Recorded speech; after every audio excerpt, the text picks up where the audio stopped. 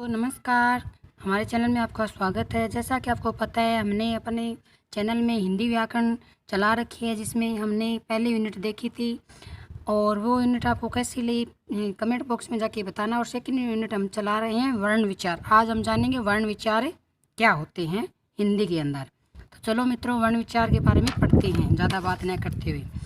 भाषा की वह छोटी से छोटी इकाई जिनके टुकड़े नहीं किए जा सकते उनको क्या कहते हैं? वर्ण कहते हैं। वर्ण किससे कहते हैं? भाषा की सबसे छोटी इकाई होती है जिनके टुकड़े नहीं किए जा सकते। ठीक है, जैसे एक शब्द लेते हैं हम यहाँ पीला।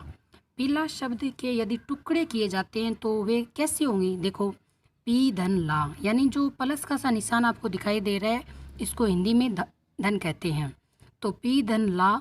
अब यदि पी और ला के भी टुकड़े किए जाएं तो होंगे कैसे? पई होंगे कैसे? पई तथा लय तथा आ। तो इनका तो कोई अर्थ ही नहीं बनता। ठीक है, एक व्यंजन बन जाता है, एक स्वर बन जाता है, तो इनके कोई अर्थ, वैसे इनके कोई अर्थ नहीं निकलेंगे। अब यदि पै ई लय आ के भी हम टुकड़े करना चाहें तो यह संभव ही नहीं होगा। अतः ये ध्वनियाँ वर्ण कहलाएगी या कहलाती हैं। ये ध्वनियाँ दो ही प्रकार की होती है, एक तो स्वर तथा व्यंजन। ध्वनियाँ कितने प्रकार की होती हैं? स्वर और व्यंजन।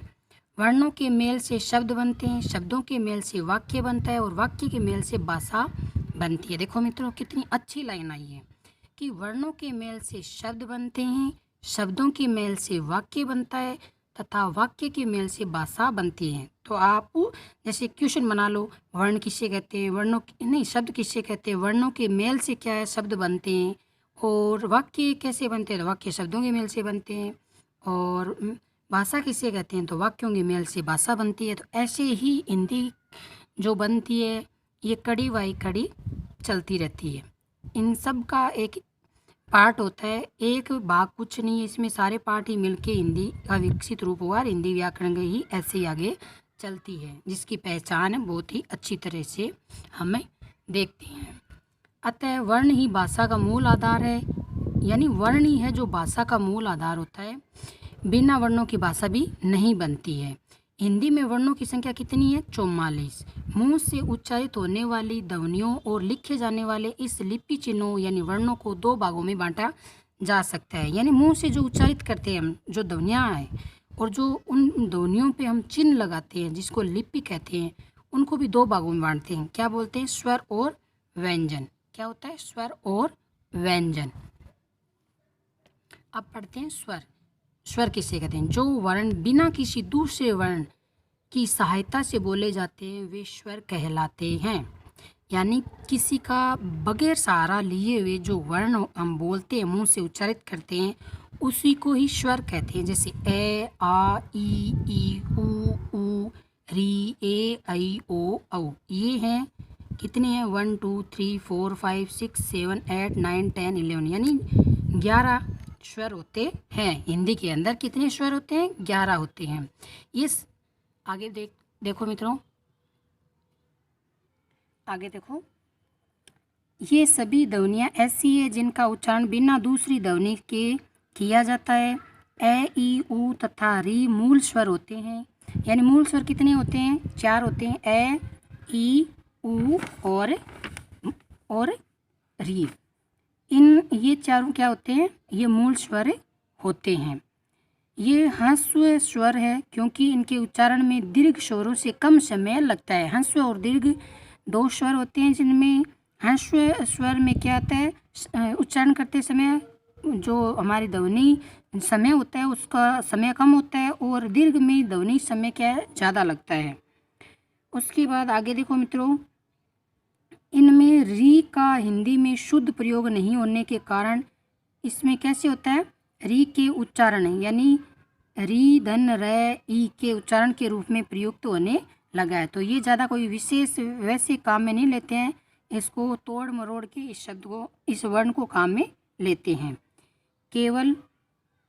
केवल ऋतु, ऋषि और ऋण आदि कुछ शब्दों में इसका प्रयोग मिलता है देखने को। बहुत ही कम यह मतलब वर्ण देखने को मिलता है हिंदी के अंदर। इसका उच्चारण री धन ई और रे के समान ही होने लगा है।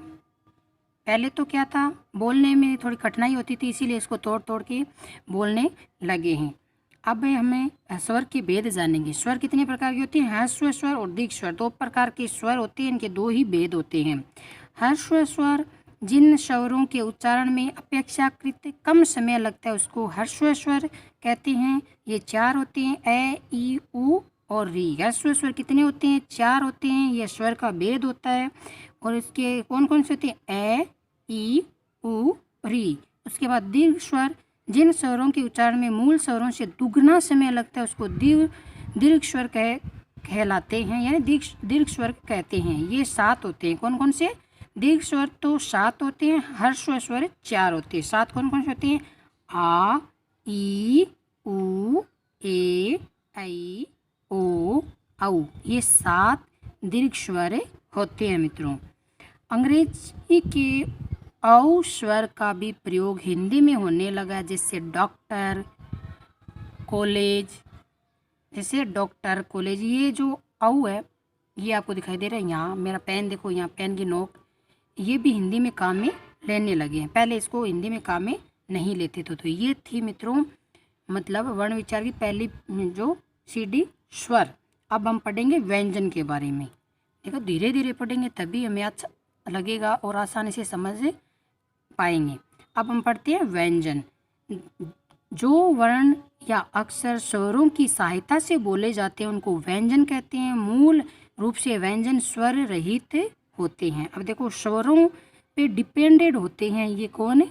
व्यंजन। इसीलिए तो इनको बोलते हैं कि ये व्यंजन है, यानी जन यानी किसी की सहायता लेना, ठीक है। सहायता से बोले जाते हैं उनको क्या बोलते हैं? व्यंजन स्वर बोलते हैं मित्रों। आगे देखो मित्रों, व्यंजन के उच्चारण में फेफड़ों से निकलने वाली सांस मुख के किसी अव्यय यानी उच्चारण स्थान से बाधित होती है। हम जब किसी वर्ण का उच्चारण करते हैं तो वह किसी स्वर की सहायता से उच्चारित होगा।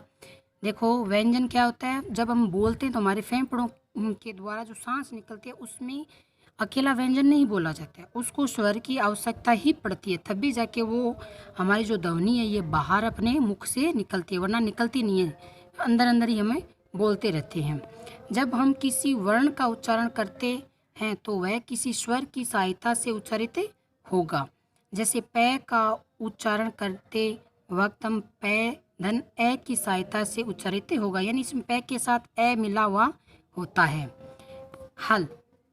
हल चिन्ह जैसे जो हलंत ये वाला है, नीचे जो रंडी लगा रखी है इसको देखो, वर्ण के स्वर रहित होने का परिचायक है, यानी जो हम कोई व्यंजन लिखते हैं उसके नीचे जैसे ये लगा रखा है ऐसा जो चिन्ह लगा होता है इसको हल कहते हैं। यह जिस वर्ण के नीचे लगा होता है तो वह आधा वर्ण माना जाता है और यही पहचान होती है इसकी व्यंजन की, और आधे वर्ण होने की पहचान यही होती है। या फिर उसका अर्ध रूप प्रयोग में किया जाता है, आधा लिखा जाता है, जैसे अपराहन या अपराहर, पाठ्य या पाठ्य। देखो किस प्रकार लिखी गई हैं, विद्या, ये पट्टे टा, ऐसे वर्ण ऐसे शब्द लिखे जाते हैं।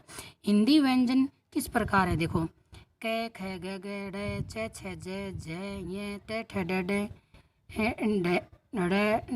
ढ अणे त थ द न पै फ ब मैं भय मैं यर ल व श है। ये मानो ये मतलब हमें आते हैं, आप सोचोगे कि क्या मैडम है, ये तो हमें आते हैं पहले से ही। बस मेरा मतलब समझाने का यही है कि ये जो मैंने क्लासेस चला रखी है ये प्रत्येक हिंदी में जो बच्चा है LKG से लेके जो ऑल पढ़ना चाहता है हिंदी, उन सभी के लिए क्लास बनाई जा रही है।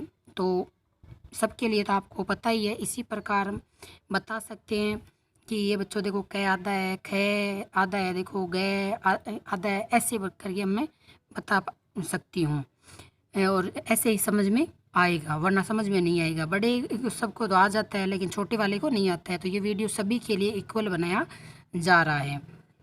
अब यहाँ स्वर युक्त व्यंजन व उसका वर्गीकरण ये हम कल पढ़ेंगे उच्चारण स्थान के आधार पर आज के लिए इतना ही मित्रों। हमारी क्लास आपको कैसी लगी कमेंट बॉक्स में बताना, और अगर आपको क्लास अच्छी लग रही है तो सब्सक्राइब चैनल को कर लीजिए, जो बेल आइकन है उसको दबा दीजिए ताकि नोटिफिकेशन जैसे ही मैं क्लास डालती हूँ तो आपको मिल जाए तुरंत। और अपने दोस्तों के साथ शेयर कीजिए, और ऐसे ही वीडियो लाइक करते रहिए और देखते रहिए। आज के लिए इतना ही मित्रों, धन्यवाद।